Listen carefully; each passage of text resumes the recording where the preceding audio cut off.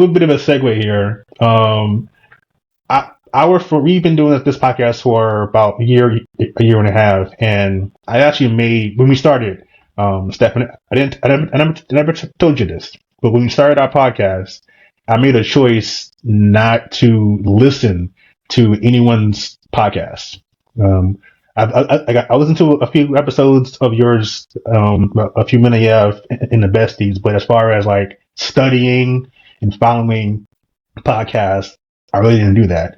And the reason for that is because I wanted this podcast to kind of be our own thing. I didn't want to have any sort of outside influences into our podcast. I didn't want to fall into the trap of trying to be like this podcast and be like that podcast. But now that we've been here for a year and change, I'm discovering, so to speak, other people's podcasts, and I like what I'm hearing.